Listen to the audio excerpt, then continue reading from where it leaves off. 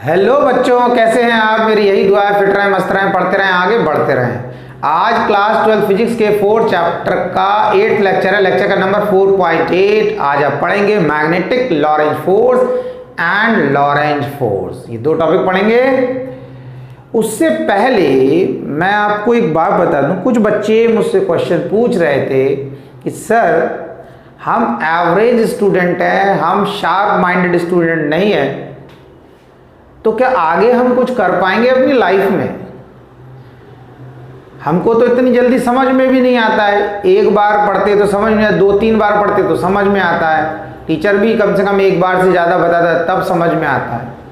और बहुत सारे बच्चे ऐसे होते हैं जिनको तो एक बार बता देते हैं हमारी क्लास में, वो तो एक ही बार में समझ जाते हैं। तो ये क्वेश्चन बच्चे कर रहे, तो बच्चों ने जब मुझसे पूछा कि सर हम फ्यूचर में कुछ कर पाएंगे, तो मैंने उनसे कहा बेटा इसका आंसर तो आपके टीचर ने बचपन में ही दे दिया था आपको। तो बच्चों ने कहा सर बचपन में कहाँ से दे दिया, बचपन में तो हमने क्वेश्चन ही नहीं पूछा।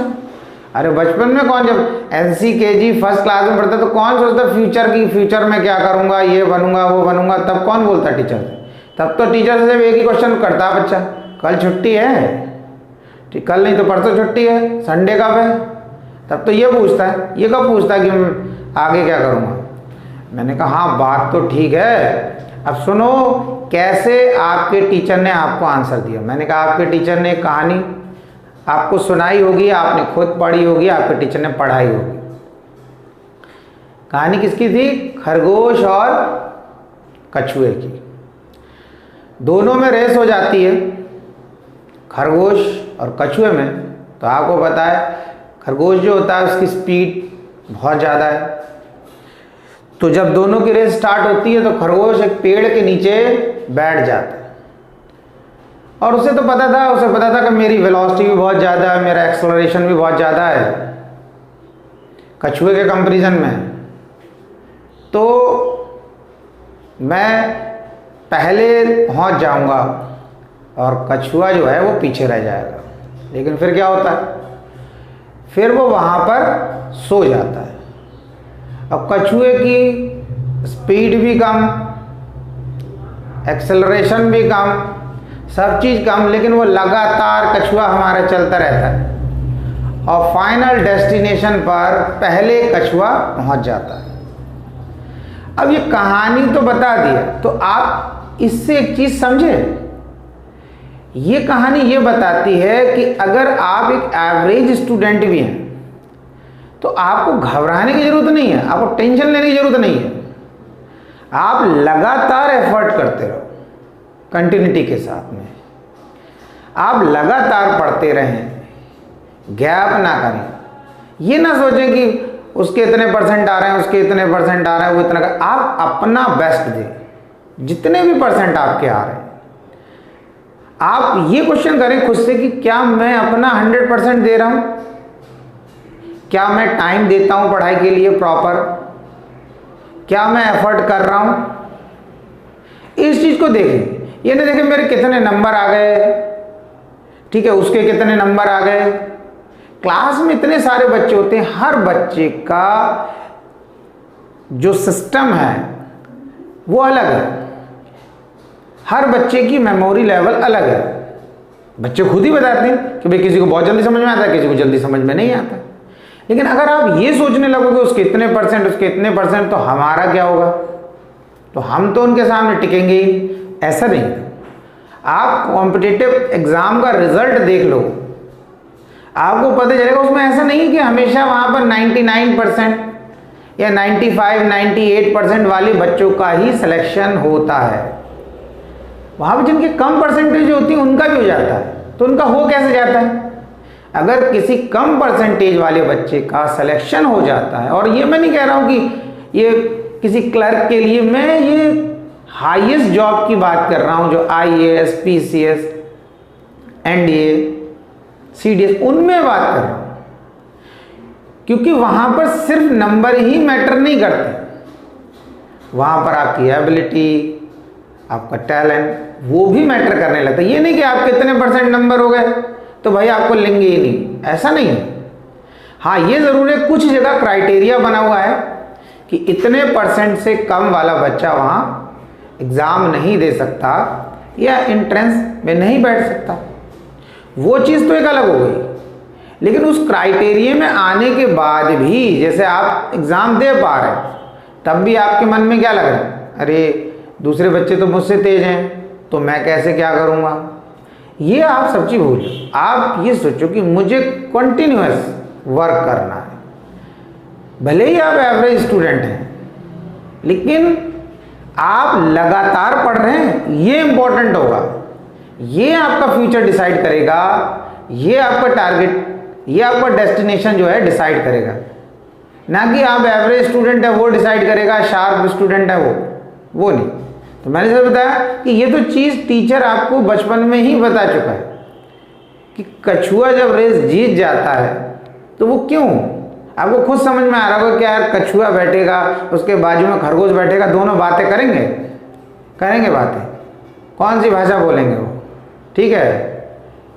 वो पानी में रह रहा है, एक प्लेन सरफेस पे रह रहा है। तो बात ये समझे, लेकिन ये समझाने के लिए बनाया गया, ये यही चीज़ बताता है कि अगर आप एवरेज स्टूडेंट हैं तो आपको टेंशन लेने की ज़रूरत नहीं है। आप लगातार मेहनत करते रहें, आप अपना 100% दें, बस। रिजल्ट के बारे में ना सोचें, रिजल्ट अच्छा होगा जब आप अपना 100% देंगे तो आपका रिजल्ट 100% अच्छा होगा। बात आ गई समझ में? ठीक, तो अब करते हैं अपना टॉपिक स्टार्ट। तो आज का जो टॉपिक जैसे मैंने बताया, magnetic Lorentz force and Lorentz force. तो उससे पहले क्या करना है, हम पहले एक चार्ज पार्टिकल का नेचर समझेंगे कि जब उसे इलेक्ट्रिक फील्ड पे रखेंगे तब क्या हो। क्योंकि आज का टॉपिक भी कुछ ऐसा ही है। इसमें क्या है कि एक चार्ज पार्टिकल को मैग्नेटिक फील्ड में रखेंगे तब क्या होगा, तब उस पर फोर्स कितना लगेगा, कब नहीं लगेगा, किस डायरेक्शन में लगे, ऐसे बहुत सारे क्वेश्चंस हैं। तो उससे पहले मैं इलेक्ट्रिक फील्ड का थोड़ा आपको बता देता हूं, ताकि आपको ये भी रहेगा कि क्या सिमिलरिटी कुछ है या डिफरेंस है। तो इससे आपको कॉन्सेप्ट और ज़्यादा क्लियर होगा दोनों में जब आप कंपेयर करेंगे। तो पहले हम स्टार्ट करते हैं कि हमने क्या किया, एक यूनिफॉर्म इलेक्ट्रिक फील्ड ले लिया। ये हमारी यूनिफॉर्म इलेक्ट्रिक फील्ड हो गया, ई लिख दिया। यूनिफॉर्म इलेक्ट्रिक फील्ड का मीनिंग पता है, इधर इधर इधर हर पॉइंट पर स्ट्रेंथ क्या रहती है, सेम। अब ये जो इलेक्ट्रिक लाइंस आ रही हैं, ये कहां से आ रही हैं, ये कहीं प्लस चार्ज से ही तो आ रही होंगी। प्लस से ही तो इलेक्ट्रिक लाइंस निकलती हैं, माइनस से तो निकलती नहीं, माइनस में तो जाती है। तो जब ये प्लस से कहीं से आ रही हैं, तो अगर हम यहां पर इस इलेक्ट्रिक लाइंस जो हमने बनाया, ये इलेक्ट्रिक फील्ड बनाया, इसके बीच में अगर प्लस चार्ज रख दें तो क्या होगा, ये इलेक्ट्रिक फील्ड इस पे फोर्स लगाएगी और किस डायरेक्शन में लगाएगी, इस डायरेक्शन में। F फोर्स लगेगा इस डायरेक्शन में। बात समझ में आया? Q इस चार्ज की वैल्यू है, तो F इक्वल टू QE, इतना फोर्स लगेगा और इस डायरेक्शन में लगेगा। अब क्या है, यहां पर हमने क्या करा, चार्ज को रेस्ट में रखा तो इलेक्ट्रिक फील्ड के अंदर, तो इलेक्ट्रिक फील्ड में लगाया फोर्स, तो वो मोशन में आगे चलने लगा। अब अगर हमने नेगेटिव चार्ज रख दिया यहां पर, ठीक है, ये हमारा प्लस क्यू था और ये हमारा माइनस क्यू।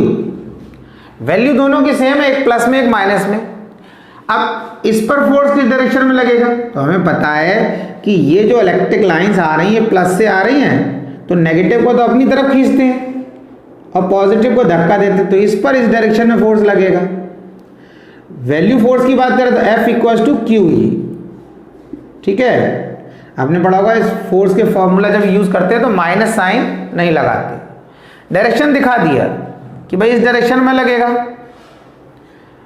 कितना फोर्स लगेगा, चार्ज की वैल्यू रखो और जो इलेक्ट्रिक फील्ड है यूनिफॉर्म इलेक्ट्रिक फील्ड, इसकी स्ट्रेंथ उससे मल्टीप्लाई कर देंगे, हमें पता चल जाएगा कितना फोर्स लगेगा। एक चीज तो ये हो गई। ये दोनों ही हमने रेस्ट में रखा था, रेस्ट में रखने पर ये इधर जाने लगा, ये इधर जाने लगा। अब बात आती है कि सपोज कर लो कि ये चार्ज पार्टिकल हमने इसके अंदर रखा और रेस्ट में नहीं रखा। मतलब कहने का ये है कि ये चार्ज पार्टिकल ऐसे एंटर करता है इलेक्ट्रिक फील्ड के डायरेक्शन में, इलेक्ट्रिक फील्ड के डायरेक्शन में इस तरीके से ये जा रहा है, ये v वेलोसिटी से एंटर करता है।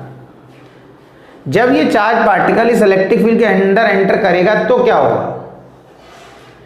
जब ये चार्ज पार्टिकल इलेक्ट्रिक फील्ड के अंदर एंटर करेगा तो ये इलेक्ट्रिक, इसकी तो कुछ वेलोसिटी है और इलेक्ट्रिक फील्ड के अंदर एंटर करते ही इलेक्ट्रिक फील्ड भी इस पर फोर्स लगाएगी तो इसकी वेलोसिटी बढ़ जाएगी। इसकी वेलोसिटी क्या होगा? बढ़ जाएगी। इतना क्लियर हो गया? अब क्या होता है, अगर यही चार्ज पार्टिकल, बात समझ लेना, अपोजिट डायरेक्शन में एंटर करता है, यानी कि ये प्लस चार्ज पार्टिकल है और इस तरीके से एंटर करता है v वेलोसिटी से। इलेक्ट्रिक फील्ड ऐसे है, चार्ज पार्टिकल ऐसे एंटर करता है, तो इस चार्ज पार्टिकल में फोर्स कहाँ लगेगा? इसके अपोजिट डायरेक्शन में फोर्स तो इधर लगेगा F, इस डायरेक्शन में। तो थोड़ी देर के बाद ये चार्ज पार्टिकल चलते चलते चलते चलते किसी पॉइंट पर आकर रेस्ट में आ जाएगा, रेस्ट में आ जाएगा और उसके बाद क्या होगा? अगर इलेक्ट्रिक फील्ड प्रेजेंट रही तो ये वापस भी जा सकता है। मतलब ऐसा हो गया, इलेक्ट्रिक फील्ड में चल रहा है चल रहा है चल रहा है चल रहा है, यहाँ से घुसा घुसा घुसा, मान लो यहाँ पर आकर रेस्ट में आ गया। अब रेस्ट में आ गया, अब फोर्स तो इस डायरेक्शन में लग रहा है तो फिर ये इस डायरेक्शन में जाने लगेगा। इतना क्लियर हुआ? अब ऐसे नेगेटिव चार्ज का ले लेते हैं। अब ये नेगेटिव चार्ज है, ये जैसे ही इलेक्ट्रिक फील्ड के डायरेक्शन में एंटर करेगा v वेलोसिटी से, इसकी वेलोसिटी कम होना स्टार्ट हो जाएगी। क्यों? क्योंकि इलेक्ट्रिक फील्ड जो उसमें फोर्स लगा रही है वो तो इस डायरेक्शन में लगा रही है, ये आपने देखा। और कुछ डिस्टेंस चलने के बाद ये रेस्ट में आ जाएगा और रेस्ट में आने के बाद अगर इलेक्ट्रिक फील्ड प्रेजेंट रही तो ये वापस ऐसे चलने लगेगा।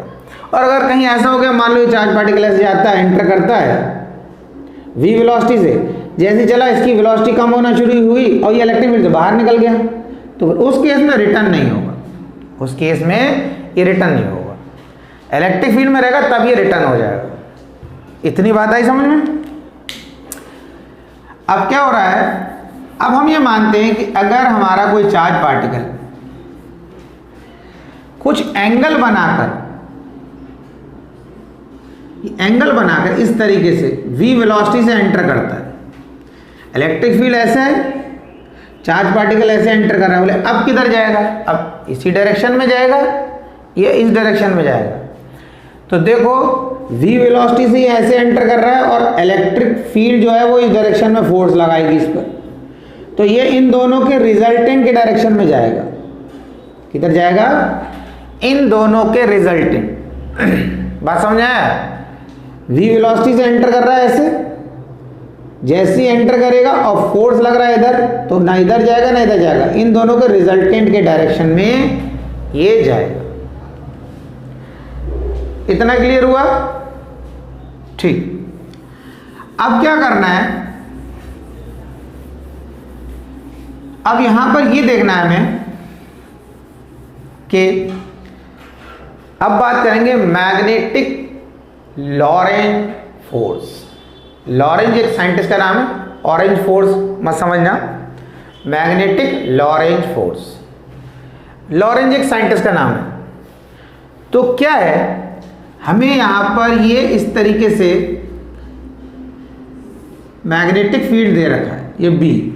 ये मैंने सिर्फ एक ही लाइन बनाऊंगा, मैं बहुत सारी लाइंस बना सकते हैं इस तरीके से, एक ही बनाना है मुझे, डायग्राम ज़्यादा क्लियर रहेगा।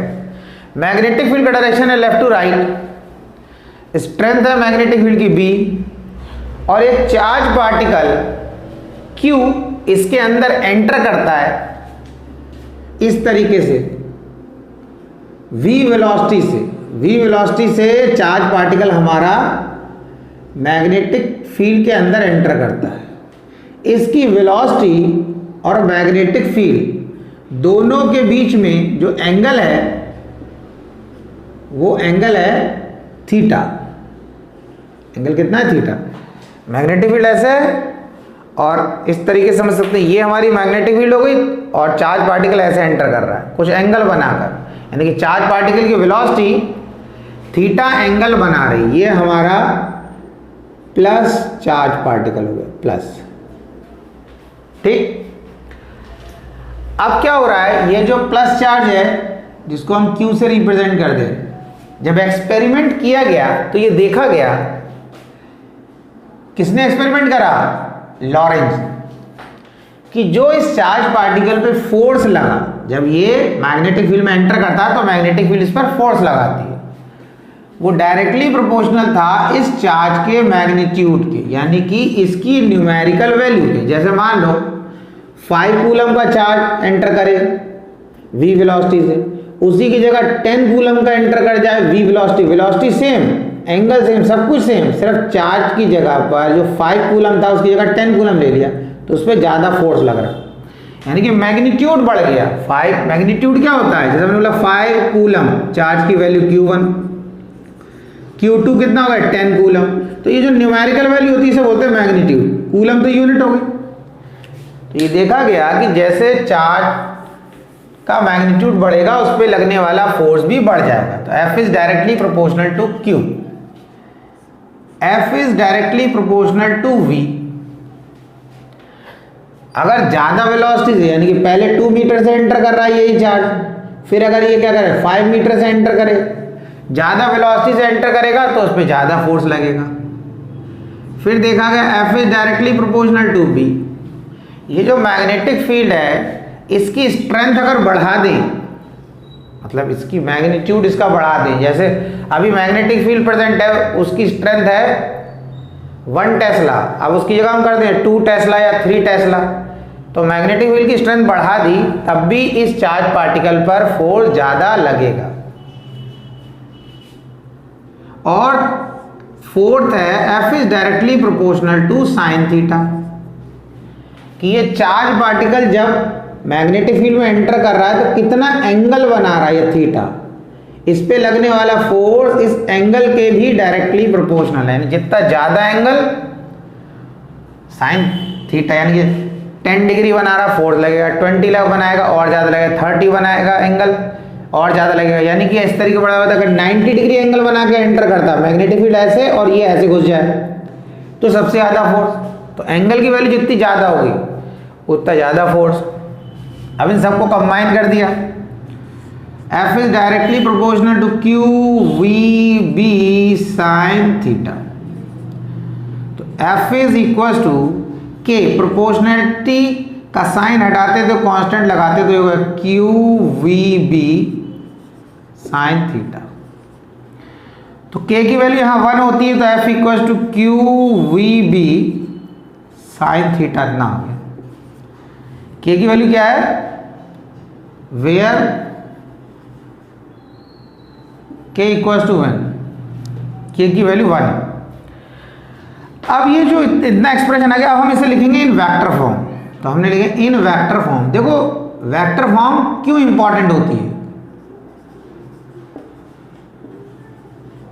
वेक्टर फॉर्म इसलिए इंपॉर्टेंट होती है, ये एंगल किसके बीच में ले रहे हैं इससे तो कुछ पता चल नहीं रहा है, लेकिन अगर हम इसी फॉर्मूले को वेक्टर फॉर्म में लिखेंगे तो हमें पता चलेगा ये एंगल किसके बीच में, यहां से तो पता चल रहा है, जो डायग्राम बना दिया है, लेकिन फॉर्मूले से भी तो पता चलना चाहिए। तो हम इसको कैसे लिखेंगे, F वेक्टर का साइन लगाया, एरो लगा दिया तो F वेक्टर रिप्रेजेंटेशन हो गया, Q V क्रॉस B ये हो गया। अब इस तरीके से लिख दिया तो V क्रॉस B, अब क्या होता है क्रॉस हटेगा साइन लगेगा, तो क्या होगा अगर इसमें क्रॉस हटा दोगे तो यही तो एक्सप्रेशन आ जाएगा। अगर आप इसको स्केलर फॉर्म में लिखेंगे तो F के प्लेस पे F का मैग्नीट्यूड, Q के प्लेस पे Q का मैग्नीट्यूड, V के प्लेस पे V का मैग्नीट्यूड, B के प्लेस पर B का मैग्नीट्यूड। मैग्नीट्यूड क्यों बोल रहे हैं, क्योंकि बिना एरो के लिख रहे हैं ना, और क्रॉस हटा दिया साइन लगा दिया, ये आ गया एक्सप्रेशन। इसका मतलब sine theta is the angle between V and B, इन दोनों के बीच का एंगल है। अब एक चीज ध्यान रखना, ये फॉर्मूला ऐसा लिखा ना, इसको ऐसा मत लिखना, F equal to Q B cross B, इस तरीके से नहीं लिखेंगे, ठीक है, इस तरीके से नहीं लिखना। अब क्यों नहीं लिखना, लग तो रहा है इसको इससे मल्टीप्लाई कर दिया है, बस क्रॉस प्रोडक्ट ही तो है। उसका रीजन ये है बच्चों, क्योंकि अगर आपने 11 में पढ़ा होगा ए क्रॉस बी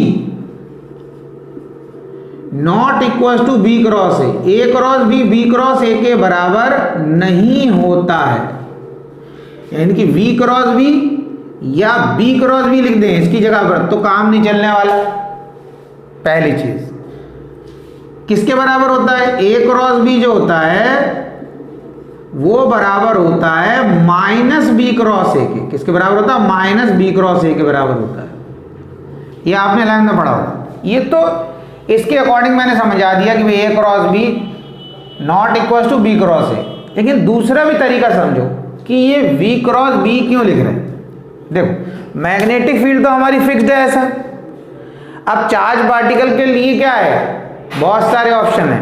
वो ऐसे घुस जाए, ऐसे घुसे, ऐसे घुसे, मतलब चार्ज पार्टिकल की जो वेलोसिटी है वो बी के साथ कोई भी एंगल बना सकती है। यानी कि अगर मैग्नेटिक फील्ड ऐसे, चार्ज पार्टिकल ऐसे एंटर कर रहा है तो वेलोसिटी और मैग्नेटिक फील्ड के बीच में एंगल कितना हुआ, 0। अगर मैग्नेटिक फील्ड ऐसे, चार्ज पार्टिकल ऐसे एंटर कर रहा है तब एंगल कितना हो गया, 90। तो कहने का मतलब ये है बी का डायरेक्शन तो फिक्स्ड है, उसका डायरेक्शन चेंज नहीं हो रहा है। किसका चेंज हो रहा है, वी का। तो जिसका डायरेक्शन चेंज हो रहा है उसको हम पहले लिखेंगे वी क्रॉस बी।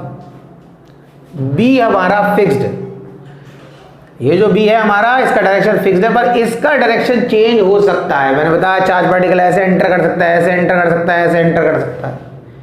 तो डायरेक्शन किसका, वी का, इसलिए जिसका डायरेक्शन चेंज होता है उसी को पहले लिखते, वी क्रॉस बी। इतना क्लियर हुआ, ठीक। अब आप ये देखो, अब हम फिर इसी फॉर्मूले को मैं लिख देता हूं, F इज इक्वल टू, ये तो हो गया final formula, F is equal to Q V B sine theta. देखो अगर अब इस फॉर्मूले के अकॉर्डिंग समझना, जो भी देखो अधिकतर क्वेश्चन पूछे जाते हैं तो आपको फॉर्मूला सबसे पहले याद होना चाहिए, तभी आप उसका आंसर अच्छे से दे सकते हैं। जैसे मैंने क्वेश्चन पूछा आपसे कि बताओ मैग्नेटिक फील्ड में अगर हमने किसी चार्ज पार्टिकल को रख दिया रेस्ट में तो क्या उस पर फोर्स लगेगा। अब इलेक्ट्रिक फील्ड में तो अभी मैंने बताया अगर रेस्ट में रखा तो लगेगा, पर मैग्नेटिक फील्ड की बात करें, मैग्नेटिक फील्ड ऐसे जा रही है, उसमें रेस्ट में रख दिया। अब किसी भी डायरेक्शन में जाए उससे भी कोई फर्क नहीं पड़ रहा है। मान लो मैग्नेटिक फील्ड ऊपर है, नीचे है, इस तरफ जा रही है, इस तरफ। उन्होंने कहा मैग्नेटिक फील्ड में किसी चार्ज पार्टिकल को रखा तो बताओ उसमें फोर्स लगेगा या नहीं लगेगा। तो आप इस फॉर्मूले को देखो, अब जब रेस्ट में आपने बोला चार्ज पार्टिकल को रखा मैग्नेटिक फील्ड के अंदर तो V क्या हो गया, 0। वेलोसिटी कितनी हो गई, 0, क्योंकि जब आपने रेस्ट में रखा तो देयरफॉर क्या हो जाएगा, फोर्स कितना हो जाएगा, 0। यानी कि रेस्ट में किसी चार्ज पार्टिकल को मैग्नेटिक फील्ड के अंदर रखा तो उस पर फोर्स नहीं लगेगा। ठीक, पहली चीज ये याद रखना। अब देखो इसी के अकॉर्डिंग डिस्कस करेंगे आगे सारे पॉइंट। दूसरा पॉइंट है कि अगर कोई चार्ज पार्टिकल मैग्नेटिक फील्ड के डायरेक्शन में ही एंटर करे, यानी कि ये मैग्नेटिक फील्ड का डायरेक्शन है, चार्ज पार्टिकल की वेलोसिटी का डायरेक्शन भी मैग्नेटिक फील्ड के डायरेक्शन में है, यानी कि V वेक्टर और B वेक्टर के बीच में एंगल बनना 0, यानी कि दोनों पैरेलल है। यानी कि बात क्या कर रहे हैं, ये मैंने फर्स्ट केस ले लिया।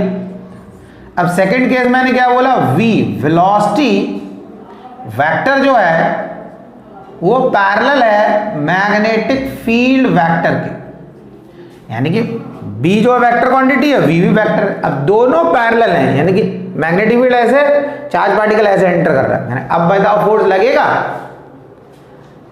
तो आप खुद इस फॉर्मूले में देखो कि अगर दोनों पैरेलल होंगे तो ये साइन थीटा क्या है, साइन थीटा V और B के बीच का एंगल ही तो है। अब आप क्या लिखोगे, F Q की वैल्यू लिखोगे, V की वैल्यू लिखोगे, B की वैल्यू लिखोगे और एंगल लिखोगे तो क्या लिखोगे, साइन 0।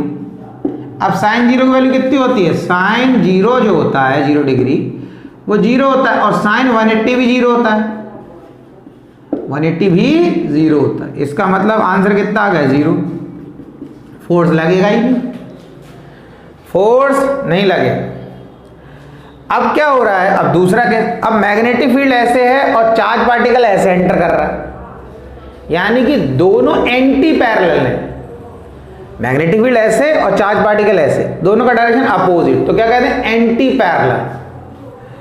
अब एंटी पैरेलल हो गए तो थीटा कितना हो गया 180, क्योंकि मैग्नेटिक फील्ड ऐसे और वेलोसिटी इधर इस तरीके से जा रहा है, चार्ज पार्टिकल ऐसे जा रहा है। तो अगर आप तीसरे केस में अगर इस फॉर्मूले में आप F equals to QVB sine 180 put कर दोगे तो 180 की वैल्यू 0, जब इसकी वैल्यू 0 हो गई तो भाई सभी कुछ 0 हो गया, नहीं हो गया, फाइनली 0। तो आपने क्या देखा कि 3 कंडीशन में चार्ज पार्टिकल में फोर्स नहीं लग रहा। एक तो चार्ज पार्टिकल को बिठा दो मैग्नेटिक फील्ड में रेस्ट में, तो वो रेस्ट में ही बैठा पड़ा, कोई फोर्स नहीं लग रहा उस पर, वो चल नहीं रहा, मूवमेंट नहीं दिखाएगा। अगर उस पर जो है उसको हम मैग्नेटिक फील्ड के डायरेक्शन में एंटर करें, इस तरीके से मैग्नेटिक फील्ड ऐसे है, उसको ऐसे एंटर करा रहे हैं, तो भी इस पर कोई फोर्स नहीं लग रहा है। अगर उसको मैग्नेटिक फील्ड के अपोजिट डायरेक्शन में एंटर करा रहे हैं जस्ट यानी एंटी पैरेलल, तब भी उस पर फोर्स नहीं लग रहा है। लेकिन आपने चार्ज पार्टिकल में देखा, चार्ज पार्टिकल को रेस्ट में रख दो, इलेक्ट्रिक फील्ड के अंदर उस पर फोर्स लगता है, मोशन में अगर वो एंटर करता है तब भी लगता है। चार्ज पार्टिकल जो है इलेक्ट्रिक फील्ड में अगर पैरेलल एंटर यानी कि इलेक्ट्रिक फील्ड ऐसे और चार्ज पार्टिकल ऐसे एंटर कर रहा है तब भी उस पर फोर्स लगेगा। इलेक्ट्रिक फील्ड ऐसे चार्ज पार्टिकल ऐसे एंटर कर रहा है तब भी फोर्स लगेगा। यानी कि हर कंडीशन में चार्ज पार्टिकल जब इलेक्ट्रिक फील्ड के अंदर एंटर कर रहा है तो उस पर फोर्स लग रहा है, वो कोई भी एंगल बनाए। रेस्ट में बिठा दिया तब भी उस पर फोर्स लग रहा है। तो ये डिफरेंस को समझना, इतना क्लियर हो गया, ठीक। अब इसमें देखो एक क्वेश्चन आता है, बोर्ड में भी पूछा जा चुका है, और पूछते हैं कि ये हमारे पास फॉर्मूला हो गया F equal to QVB sine theta. तो पूछ रहे हैं कि इसमें इसकी बात कर लें या इसकी बात कर लें, बात एक ही है, क्योंकि ये वेक्टर फॉर्म है, ये स्केलर फॉर्म है। आपको बताना है कौन से दो पेयर एक दूसरे के परपेंडिकुलर होंगे। तो देखो एक चीज समझो, क्वेश्चन का आंसर से आपको क्वेश्चन भी क्लियर हो जाएगा। उन्होंने क्या कहा, ये जो फॉर्मूला दिया है इसके अकॉर्डिंग, यानी कि एक चार्ज पार्टिकल जब मैग्नेटिक फील्ड के अंदर एंटर करेगा तो मैग्नेटिक फील्ड उस पर फोर्स लगाएगी। तो उस फॉर्मूले के अकॉर्डिंग आपको बताना है, इस फॉर्मूले को देखकर, कौन से दो पेयर एक दूसरे के परपेंडिकुलर होंगे। तो आप एक चीज समझें, ये जो फोर्स है ये V और B दोनों के ही परपेंडिकुलर होगा। ये जो फोर्स है F ये V और B दोनों के ही कैसा होगा, परपेंडिकुलर होगा। बात समझ में आ रहा है नहीं आ रहा है? तो अगर हम इधर पर बात करें इस डायग्राम में, तो ये तो है B का डायरेक्शन B और ये है V का। अगर कोई कह रहा है इसमें फोर्स का डायरेक्शन किधर होगा, तो इसमें फोर्स का डायरेक्शन होगा अंदर की तरफ। कहाँ होगा, इस तरीके से, बिल्कुल अंदर की तरफ। ये मैं आपको दिखाता हूं। सपोज कर लिया रेड पेन मेरा जो है वो है ये मैग्नेटिक फील्ड, और ब्लैक कलर का जो पेन है वो हो गया आपका ये चार्ज पार्टिकल की वेलोसिटी, इस तरीके से। तो इस पर ये आपका मैग्नेटिक फील्ड, ये चार्ज पार्टिकल की वेलोसिटी, तो फोर्स का डायरेक्शन ऐसे मेरी तरफ। अब आप देखें इस तरीके से दिख रहा है, ये कंडीशन है, फोर्स का डायरेक्शन मेरी तरफ होगा। तो अगर इस फोर्स की बात कर रहे हो तो आप देखो ये फोर्स इस तरीके, इसके साथ भी कितना एंगल बना रहा है, ऐसे 90, और इसके साथ भी कितना एंगल बना रहा है ये फोर्स 90। तो ये जब ऐसा है तो दोनों के साथ, इसके साथ और इसके साथ, दोनों के साथ जब ये इस तरीके से है तो दोनों के साथ 90 बना रहा है। अगर आप ऐसे लोगे, यहां पर ये 90, इधर से देख लो तो ये 90।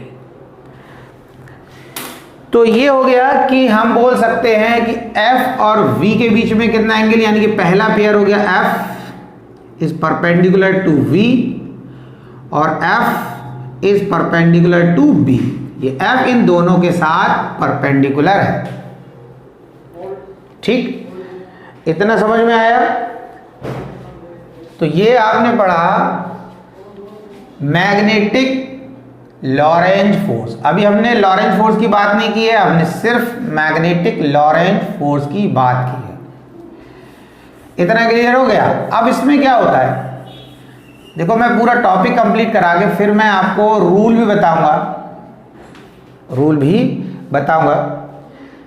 Right hand rule, right hand palm rule भी है और एक लेफ्ट हैंड रूल भी है, वो भी बताऊंगा दोनों। तो उससे पता चलेगा किस तरीके से चार्ज पार्टिकल अगर मैग्नेटिक फील्ड में एंटर करता है तो हम कैसे उसका डायरेक्शन, यानी कि उस पर फोर्स किस डायरेक्शन में लगेगा, ये हम कैसे पता करें।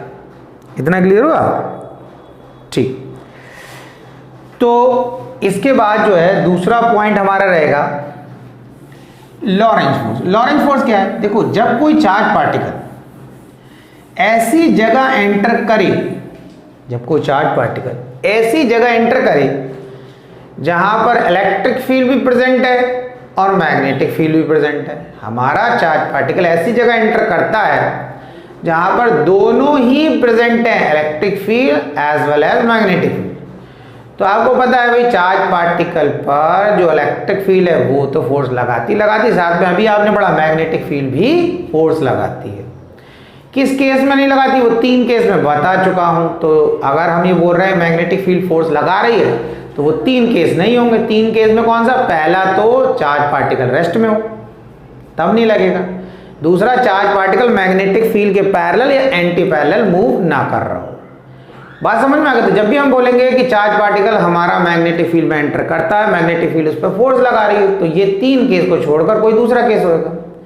यानी कि अगर एंगल की बात करें तो 0 और 180, ये 2 एंगल को छोड़कर कोई भी एंगल बनाकर अगर चार्ज पार्टिकल मैग्नेटिक फील्ड में एंटर करेगा तो उस पर फोर्स लगेगा। बात समझ में आ रही? 2 एंगल को छोड़कर 0 डिग्री और 180 डिग्री। किस किस के बीच में होता है एंगल? वेलोसिटी और मैग्नेटिक फील्ड। ये 2 एंगल को छोड़कर कोई भी एंगल बना ले, चार्ज पार्टिकल की वेलोसिटी और मैग्नेटिक फील्ड के बीच में कोई भी एंगल हो, चार्ज पार्टिकल पे फोर्स लगेगा। तो अब हमारा टॉपिक क्या है? Lorentz force. तो देखो, लॉरेंज फोर्स में हमने क्या किया, हमने देखा जब एक चार्ज पार्टिकल एंटर करता है ऐसी जगह पर जहां पर दोनों प्रेजेंट। कौन दोनों? किसी और की बात नहीं कर रहा हूं, वो दोनों प्रेजेंट है। मैं बात कर रहा हूं इलेक्ट्रिक फील्ड और मैग्नेटिक फील्ड की, इन दोनों की बात कर रहा हूं। ठीक है, तो उस पर क्या करा, जो आपका इलेक्ट्रिक फील्ड था उसने भी चार्ज पार्टिकल पे फोर्स लगाया और जो मैग्नेटिक फील्ड था उसने भी लगाया। तो हमने क्या लिख दिया, इलेक्ट्रिक फील्ड ने जो चार्ज पार्टिकल पे फोर्स लगाया उसे Fe, मैग्नेटिक फील्ड ने जो चार्ज पार्टिकल पे फोर्स लगाया वो Fm। ठीक है, Fm रेडियो की बात नहीं कर रहे। ठीक है, यहां पर ये मैग्नेटिक फोर्स है और ये हमारा टोटल फोर्स है। तो F इक्वल्स टू, अब इसकी जगह क्या लिखेंगे, जब कोई चार्ज पार्टिकल इलेक्ट्रिक फील्ड में एंटर करता तो इलेक्ट्रिक फील्ड फोर्स लगाती, तो फॉर्मूला क्या होता है? QE। याद आया? Electric field equals to F upon Q। Note भी कर देते थे, Q भी लिख सकते हैं। तो F इज इक्वल टू कितना हो गया? QE। तो ये QE लिख दिया, प्लस जब कोई चार्ज पार्टिकल मैग्नेटिक फील्ड में एंटर करता तो मैग्नेटिक फील्ड जो फोर्स लगाती वो कितना होता? अभी लिखा था QVB साइन थीटा। तो ये हमारा क्या होगा? Magnetic force. अब क्वेश्चन आ रहा होगा इससे पहले करा तो F के बेस में M नहीं लगा, अब यहां लगा दिया। तो देखो बात वही है ना, उस समय अकेला यही था। ठीक है, अकेला जब ये था तो कोई जरूरत नहीं थी, लेकिन अब तो इलेक्ट्रिक फोर्स भी आ गया तो इसलिए अब तो दोनों में क्या करना पड़ेगा, इसके बेस में E लगाना पड़ेगा, इसके में M लगाना पड़ेगा, तभी तो डिफरेंस होएगा। ठीक, तो अब क्या कर दिया हमने, लिखा QVB एंड साइन थीटा। तो ये जो फोर्स है F, इसी को हम बोलते हैं, देखो बोलते हैं लॉरेंज फोर्स। और ये जो फोर्स है, ये एक्सप्रेशन लगा, इसको बोलते हैं मैग्नेटिक लॉरेंज फोर्स। डिफरेंस समझ में आ रहा है? इसको हम क्या बोलते हैं, अकेले इस फोर्स को बोलते हैं मैग्नेटिक लॉरेंज फोर्स, और इसको, ये 2 फोर्सेस का सम है, यानी कि चार्ज पार्टिकल ऐसी जगह प्रेजेंट है जहां electric as well as magnetic field present है, दोनों उस पर फोर्स लगा रहे हैं। तो जो टोटल फोर्स है that is known as Lorentz force. अब अगर हम इसे वेक्टर फॉर्म में लिखेंगे, इन वेक्टर फॉर्म,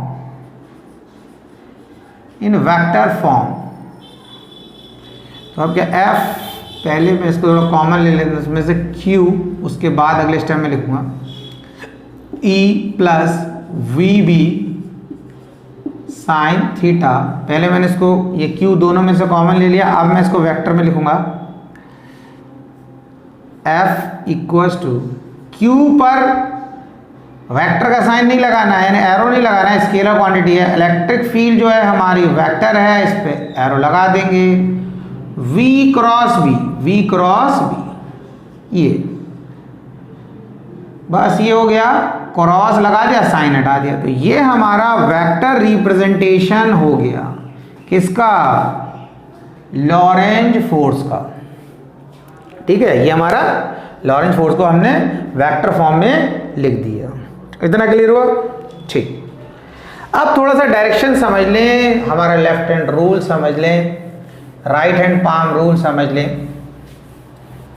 ठीक, अब क्या है यहां पर, देखो अब हमने क्या किया यहां पर, इस तरीके से ये क्रॉस बना दिया। अब आपको पता है क्रॉस जब बनाया तो इसका मतलब ये हो गया कि ये मैग्नेटिक फील्ड को रिप्रेजेंट कर रहा क्रॉस, और मैग्नेटिक फील्ड कहाँ जा रही है, perpendicular to the plane inward direction. Board के अंदर ऐसे करके मैग्नेटिक लाइंस आ रही हैं और घुस जा रही हैं, ऐसे बोर्ड के अंदर घुस रही हैं, बोर्ड के परपेंडिकुलर हैं ये लाइंस, यानी कि मैग्नेटिक फील्ड जो लाइंस हैं, या magnetic field is perpendicular to the plane, plane के परपेंडिकुलर है। अब क्या होता है, अगर इसके अंदर यहां से, तो यहां कोई मैग्नेटिक फील्ड प्रेजेंट नहीं है, यहां भी कोई मैग्नेटिक फील्ड प्रेजेंट नहीं, मैग्नेटिक फील्ड इतने एरिया में प्रेजेंट है, इतने एरिया में प्रेजेंट है। मैं थोड़ा एरिया बाउंड्री बना देता हूं, ये हमारी इतना एरिया जो है वो मैग्नेटिक फील्ड का एरिया, यहां पर मैग्नेटिक फील्ड प्रेजेंट है, ऐसे को बना दिया समझाने के लिए। अब क्या होता है, हमारा एक चार्ज पार्टिकल प्लस जो चार्ज पार्टिकल है वो इसमें एंटर करता है। जैसे वो एंटर ऐसे करेगा तो वो किधर जाएगा, अब वो इधर जाएगा, इधर जाएगा, किधर जाएगा, ठीक है, इधर चला कि इधर चला, किधर चला। अब ये देखना है आपको, जब ये चार्ज पार्टिकल इस मैग्नेटिक फील्ड में एंटर करेगा, मैग्नेटिक फील्ड का तरीका बता दें, मैग्नेटिक फील्ड कैसे, अंदर की तरफ, ऐसा समझना, मैग्नेटिक फील्ड अंदर की तरफ है, तो हम क्या करेंगे, अपने लेफ्ट हैंड रूल लगाएंगे, ये लेफ्ट हैंड रूल, इसका डायरेक्शन पता करने के लिए। तो इसमें जो हमारा थंब है ये रिप्रेजेंट करेगा फोर्स को, ये वाली यानी कि ये जो 4 फिंगर है ये रिप्रेजेंट करेगी मैग्नेटिक फील्ड को, और ये जो सेंट्रल फिंगर है यानी कि ये वाला वो करेगा करंट को, वो करेगा करंट को। अब यहां देखो, जब करंट की बात कर रहे हैं तो जो पॉजिटिव चार्ज जिस डायरेक्शन में जाता है वो डायरेक्शन हम करंट का कंसीडर करते हैं। देखो एक चीज मैं बता दूं, आपने देखा ये कंडक्टर है, पहले इसमें कॉन्सेप्ट समझ लो वरना फिर समझ में भी नहीं आएगा।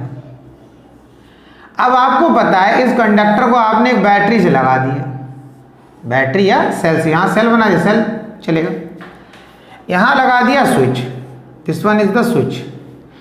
अगर इसमें इलेक्ट्रॉन है यहां पर तो आपको पता है ये करंट कैसे चलेगा, करंट चलेगा ए से बी की तरफ। करंट का डायरेक्शन क्या होता है, पॉजिटिव टर्मिनल से नेगेटिव की तरफ, और इलेक्ट्रॉन कहां भागेगा, इलेक्ट्रॉन भागेगा पॉजिटिव टर्मिनल की तरफ। क्यों, क्योंकि इलेक्ट्रॉन नेगेटिवली चार्ज पार्टिकल है, वो तो पॉजिटिव टर्मिनल की तरफ अट्रैक्ट होगा।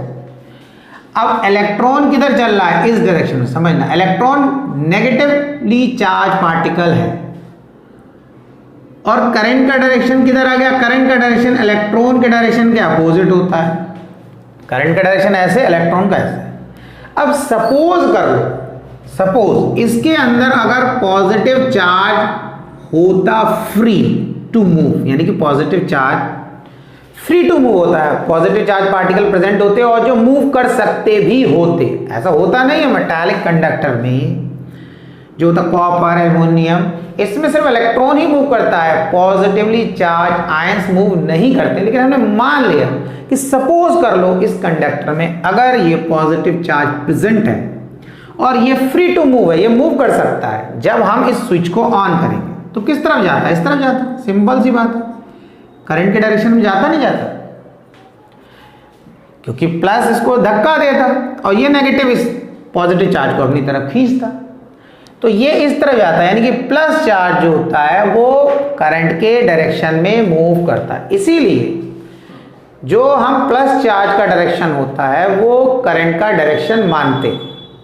समझ में आया? प्लस चार्ज का डायरेक्शन है उसको हम करंट का डायरेक्शन मान लेते हैं अगर इस टाइप की कोई कंडीशन बता रहा है और उसमें कंडक्टर से कोई बैटरी या सेल लगा दी है। अब इसको यहाँ कैसे समझना है? देखो, अब ये पॉजिटिव चार्ज पार्टिकल ऐसे जा रहा है तो आपको अपना लेफ्ट हैंड लेना है। समझ लो, लेफ्ट हैंड इस तरीके से करना है, लेफ्ट हैंड लेना इस तरीके से करना है। तो ये आपका जो फोर फिंगर है ये बिल्कुल ऐसा सीधा होना चाहिए और ये आपका सेंट्रल फिंगर इस चार्ज पार्टिकल की, ये जो इसकी वेलोसिटी कहाँ है, ये वेलोसिटी का डायरेक्शन है ना, वी वेलोसिटी से एंटर कर रहा है, इसका डायरेक्शन ऐसा, यानी कि ये सेंटर फिंगर का डायरेक्शन ये चार्ज पार्टिकल की वेलोसिटी के डायरेक्शन में।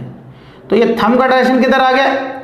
इस तरफ। तो जैसे ही ये चार्ज पार्टिकल इसमें एंटर करेगा इस पर राइट टू लेफ्ट, यानी कि इस डायरेक्शन में फोर्स लगेगा, इस पर इस डायरेक्शन में फोर्स लगेगा, ये डायरेक्शन होगा इसके फोर्स का, एफ का। तो ये ऐसे घुसते ऐसे अपना डायरेक्शन चेंज करना शुरू कर देगा और ऐसे गोल गोल गोल गोल घूमने लगेगा। इस तरीके से ये घूमने लगेगा। मैग्नेटिक फील्ड अंदर की तरफ जा रही है बोर्ड में, ये हमारा बी हो गया, ये हमारा आई, ये करंट और ये हो गया फोर्स। इसको ऐसे होता है एफ बी आई, ये वाली ये थंब फोर्स को रिप्रेजेंट कर रहा है, ये मैग्नेटिक फील्ड को, ये करंट को। अब मैंने ऐसे कर दिया, अब मैग्नेटिक फील्ड तो अंदर की तरफ, ये मेरा सेंट्रल फिंगर जो है वो ऊपर की तरफ, यानी कि करंट का डायरेक्शन हो गया, पॉजिटिव चार्ज पार्टिकल ऊपर जा रहा है तो करंट का डायरेक्शन भी इसी डायरेक्शन में मानेंगे। तो उस पर फोर्स किधर लगेगा? इस डायरेक्शन में, यानी कि इधर। इस पॉइंट पर भी देखो, इस पॉइंट पर वेलोसिटी का डायरेक्शन टेंजेंट बनाएंगे, इधर होगा, तो इस पर फोर्स किधर लगेगा? इधर। इस पॉइंट की अगर बात कर रहे हैं तो इस पॉइंट पे वेलोसिटी का डायरेक्शन इधर होगा। रूल लगाओ तो इस तरीके से ऐसे करेंगे तो देखो मैग्नेटिक फील्ड अंदर की तरफ और यहां पर ये जो हमारा पॉजिटिव चार्ज पार्टिकल उसकी वेलोसिटी का डायरेक्शन इधर आएगा, तो थंब का डायरेक्शन किधर आ जाएगा? नीचे की तरफ। क्या होता है? अब यही जो कंडीशन है, जैसे मैं ऐसे कर रहा हूं, अब ऐसे हाथ को बेंड करने में बड़ा दिक्कत होती है, तो इसीलिए एक दूसरा रूल बना दिया। दूसरा रूल कौन सा है? दूसरा रूल समझो, उसमें यही है, इसी एफ बी आई को राइट हैंड पाम रूल कहलाता है।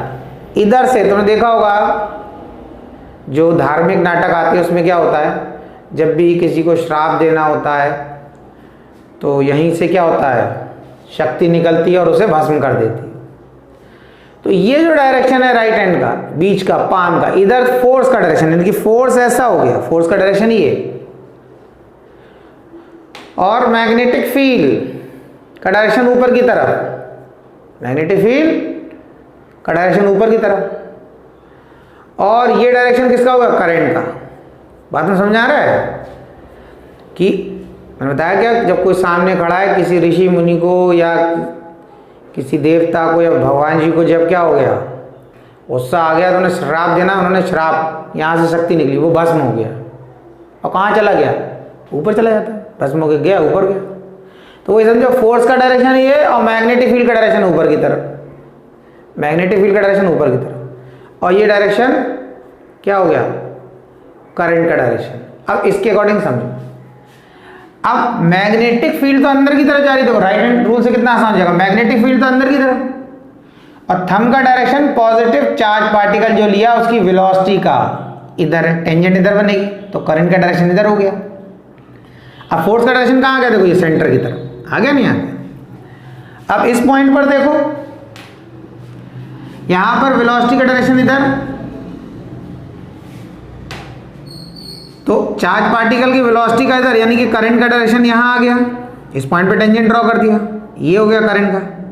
मैग्नेटिक फील्ड तो अंदर की तरफ है और फोर्स इधर आ गया, तो इस पॉइंट पर फोर्स का डायरेक्शन इधर। अब इस पॉइंट पर ले लो, यहां पर वेलोसिटी का डायरेक्शन इधर,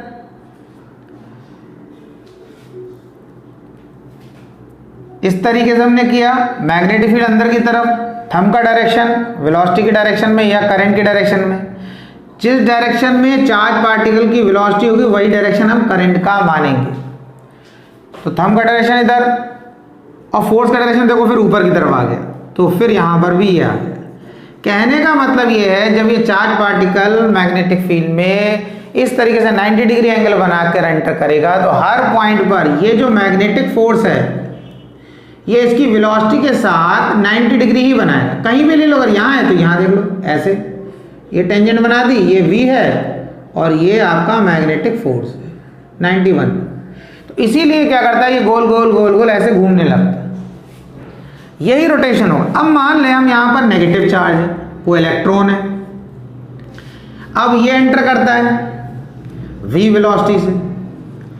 तो अब क्या हो रहा है, देखो अगर इलेक्ट्रॉन ऐसे जा रहा है तो करंट का डायरेक्शन किधर होगा। आपने यहां देखा कि अगर इलेक्ट्रॉन इधर जाएगा तो करंट का डायरेक्शन इधर, अगर इलेक्ट्रॉन इस तरफ जा रहा होता, बैटरी के टर्मिनल चेंज होते। अब इसमें देख लो, मैं दूसरा बना दे रहा हूं, एक और डायग्राम ऐसे बना दी। अब इसमें मैंने क्या करा, इसमें मैंने माइनस यहां ले लिया, प्लस यहां ले लिया, समझना, प्लस यहां माइनस यहां। अब इलेक्ट्रॉन हमारा यहां है, तो अब करंट का डायरेक्शन क्या होगा, करंट का हो गया ये I, पहले A से B की तरफ था, अब करंट का डायरेक्शन कहां से कहां हो गया, B से A की तरफ। अब इलेक्ट्रॉन कहां चलेगा, इलेक्ट्रॉन इधर चलेगा, क्यों, क्योंकि इलेक्ट्रॉन को तो पॉजिटिव टर्मिनल में जाना है। यानी कहने का मतलब यह है, इलेक्ट्रॉन की वेलोसिटी का डायरेक्शन हमेशा करंट के डायरेक्शन के अपोजिट होगा। करंट इधर चल रहा है तो इलेक्ट्रॉन ऐसे चलेगा। करंट देखो इस तरफ चल रहा है तो इलेक्ट्रॉन हमारा इस तरफ चल रहा है। तो देखना दोनों इसमें दोनों डायग्राम देखो, करंट का डायरेक्शन A to B तो इलेक्ट्रॉन की वेलोसिटी का डायरेक्शन B to A, इसमें करंट का डायरेक्शन B to A तो इलेक्ट्रॉन का डायरेक्शन A to B। तो अब क्या हो रहा है, अगर इलेक्ट्रॉन हमारा ऊपर जा रहा है तो करंट का डायरेक्शन हमारा किधर हो गया, नीचे की तरफ। तो हमने जो ये रूल पढ़ा FBI, तो मैग्नेटिक फील्ड तो अंदर की तरफ है, वो तो फिक्स्ड है, क्रॉस बना रखा है। अब इलेक्ट्रॉन तो ऊपर जा रहा है लेकिन करंट का डायरेक्शन किधर आ रहा है, इस इलेक्ट्रॉन के मोशन के अकॉर्डिंग इसका डायरेक्शन आ गया नीचे की तरफ, तो थंब का डायरेक्शन किधर आ गया, इधर। देखो एक चीज समझना, ये जो है ये रूल बना है ना, ये चार्ज पार्टिकल जब ऊपर जा रहा है तो करंट तो कहीं फ्लो कर नहीं रहा, लेकिन हम क्यों बोल रहे हैं कि चार्ज पार्टिकल ऊपर जा रहा है तो हम मान रहे हैं करंट भी ऊपर जा रहा है। ये एक रूल बनाया कि जब एक चार्ज पार्टिकल अंदर घुसा और वो ऐसे गोल गोल घूमने लगा तो कैसे समझाओ, तो कहा उसके लिए मान लो कि ये जो चार्ज पार्टिकल है ये करंट के डायरेक्शन में मूव कर रहा है, तो रूल बना लिया FBI, तो करंट है तो करंट का कोई डायरेक्शन होगा। तो जब इसके अकॉर्डिंग रूल बनाया तो कैसे समझाएंगे, तो इसी तरीके बोला जो चार्ज पार्टिकल है वो करंट के डायरेक्शन में जा रहा है, तो जब आपको फिंगर रखना है उसी के अकॉर्डिंग रखना है कि मैग्नेटिक फील्ड अंदर की तरफ और पॉजिटिव चार्ज ऊपर की तरफ जा रहा है, तो कहा करंट का डायरेक्शन ऊपर की तरफ, तो कहा थंब का डायरेक्शन इधर आ गया, तो देखा भाई इस पे इधर फोर्स लग रहा है, ठीक। अब इसमें क्या, इलेक्ट्रॉन जा रहा है तो कहा इलेक्ट्रॉन ऊपर की तरफ जा रहा है, कोई बात नहीं, लेकिन करंट का डायरेक्शन कहाँ होगा, नीचे की तरफ, क्योंकि करंट का डायरेक्शन इलेक्ट्रॉन या नेगेटिव चार्ज पार्टिकल के अपोजिट होता है। अभी दो केस बताया, तो हमने अपना लेफ्ट हैंड रूल इसमें अप्लाई करना है, force magnetic field current FBI, magnetic field अंदर की तरफ, ये सेंट्रल फिंगर नीचे की तरफ, क्योंकि करंट का डायरेक्शन अब नीचे हो गया और फोर्स लग रहा है इधर, तो इस तरीके से ये ऐसे घूमने लगे, यानी कि जैसे ये पॉजिटिव चार्ज पार्टिकल घूम रहा था उसके जस्ट अपोजिट में घूमने लगा, ये इस तरीके से, ये क्लॉकवाइज घूमेगा और ये आपका एंटी क्लॉकवाइज घूम रहा था, ये पॉजिटिव चार्ज पार्टिकल, ये नेगेटिव। अब देखो कहीं पर भी देख लो, ऐसे जा रहा है तो यहां पर भी वेलोसिटी का डायरेक्शन तो यही रहेगा, अब फोर्स का डायरेक्शन तो यही आएगा, ये मैग्नेटिक फोर्स। इस पॉइंट पर वेलोसिटी का डायरेक्शन ये हो जाएगा, टेंजेंट ऐसे बनेगी। तो हमने क्या करना है, देखो मैग्नेटिक फील्ड, अब इसमें क्या करना है, देखो हाथ बेंड करने में दिक्कत होगी तो हम राइट हैंड रूल लगाएंगे। राइट हैंड रूल में क्या होगा, मैग्नेटिक फील्ड तो अंदर की तरफ हो गई, मैग्नेटिक फील्ड अंदर की तरफ हो गई, और फोर्स कहाँ होता है? यहाँ। और थंब क्या है? FBI, थंब करंट का डायरेक्शन। थंब क्या है हमारा? Current. Right hand palm rule में थंब जो है हमारा ये क्या हो गया? F, ये हो गया F, ये हो गया मैग्नेटिक फील्ड और ये हो गया आपका करंट। समझ में आ गया? यानी कि FBI। अब मैग्नेटिक फील्ड तो अंदर की तरफ, ठीक है। अब ये क्या होगा? करंट का डायरेक्शन, क्योंकि इलेक्ट्रॉन अगर ऐसे जा रहा है तो करंट का डायरेक्शन उसके अपोजिट बनेगा। इलेक्ट्रॉन अगर आपका इस तरीके से जा रहा है तो करंट का डायरेक्शन क्या मिलेगा आपको? इसके अपोजिट। ये करंट का डायरेक्शन मिल गया।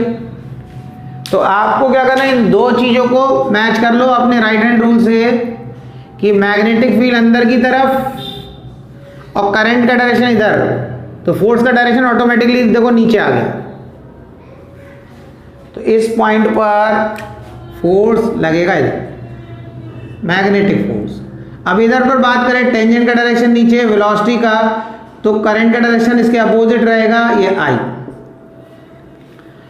तो हमने क्या करा? मैग्नेटिक फील्ड अंदर की तरफ, ये हमारा करंट का डायरेक्शन ऊपर की तरफ, फोर्स हमारा इधर की तरफ। तो फोर्स यहां पर भी क्या हो गया? सेंटर की तरफ।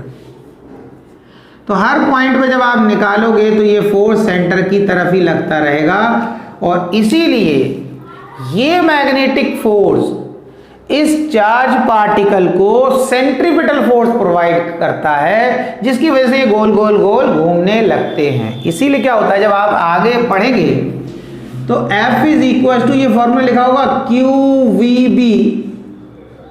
अब साइन थीटा तो साइन 90 मान लिया हमने, क्योंकि हमने माना कि चार्ज पार्टिकल 90 डिग्री बनाकर एंटर कर रहा है। मैग्नेटिक फील्ड ऐसे, चार्ज पार्टिकल ऐसे। मैग्नेटिक फील्ड बोर्ड के अंदर और चार्ज पार्टिकल ऐसे एंटर कर रहा था, दोनों के बीच में एंगल कितना बनना? देखो 90 बनना, नहीं बनना? मैग्नेटिक फील्ड अंदर की तरफ और चार्ज पार्टिकल ऐसे, तो दोनों के बीच में यानी कि चार्ज पार्टिकल की वेलोसिटी और मैग्नेटिक फील्ड के बीच में एंगल 90। तो हमारा एक्सप्रेशन क्या आ जाता है? F equal to QVB। ये तो 1 हो गया। तो क्या करते हैं हम?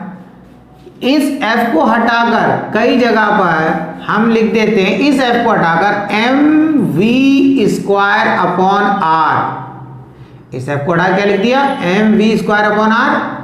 और राइट हैंड साइड को एज इट इज लिख दिया QVB। ये ऐसा एक्सप्रेशन बन जाता है इसका ऐसा। क्यों? क्योंकि ये जब चार्ज पार्टिकल मैग्नेटिक फील्ड में एंटर करता है तो मैग्नेटिक फील्ड उस पर फोर्स लगाती है और इसे कैसे गोल गोल गोल घुमा रही है। तो ये मैग्नेटिक फोर्स इस चार्ज पार्टिकल को सेंट्रीपिटल फोर्स प्रोवाइड कर रहा है। ये हमारा मैग्नेटिक फोर्स है, इसको FM भी लिख सकते हैं। तो इसकी जगह पर हमने mv² अपॉन r लिख दिया। सेंट्रीपिटल फोर्स का ये फॉर्मूला है। आप कंफ्यूज मत होना, बहुत सारी जगह आपको मिलेगा इस FM को हटाकर ये लिख देंगे, क्योंकि कंडीशन ये होगी चार्ज पार्टिकल जैसे ही मैग्नेटिक फील्ड में एंटर करता है मैग्नेटिक फील्ड उसे गोल गोल घुमाने लगती है। m is the mass of the charge particle, v is the velocity of the charge particle, r is the radius. ये जो गोल गोल घूम रहा है ना, इस तरीके से इसका ये रेडियस हो गया। यहां पर ले लो, इसमें ले लो, दोनों में किसी में भी बात कर सकते हैं। q चार्ज पार्टिकल का मैग्नीट्यूड है, न्यूमेरिकल वैल्यू, v वेलोसिटी है और b मैग्नेटिक फील्ड की स्ट्रेंथ है, 1 टेस्ला 2 टेस्ला कितना। तो दोनों रूल समझ में आए। ये एक हमारा लेफ्ट हैंड रूल था FBI और राइट हैंड रूल वही है। फोर्स का डायरेक्शन ये F, ऊपर डायरेक्शन मैग्नेटिक फील्ड का और ये I का करंट का। तो ये राइट हैंड पाम रूल हो गया, ठीक है। और ये जो है ये हमारा फ्लेमिंग्स लेफ्ट हैंड रूल कहलाता है। ये जो आपने पढ़ा FBI यानी कि force, magnetic field and current, ये फ्लेमिंग्स लेफ्ट हैंड रूल और ये हमारा क्या हो गया? Right hand palm rule. इतना क्लियर हुआ? It's okay. तो आज का लेक्चर यहीं ख़त्म करते हैं, नोट कर लें इसे और नेक्स्ट लेक्चर में मिलेंगे नेक्स्ट टॉपिक के साथ। तब तक कोशिश करते रहें, कोशिश करने वालों की हार नहीं होती, मेहनत कभी बेकार नहीं होती। पढ़ते रहें, आगे पढ़ते रहें।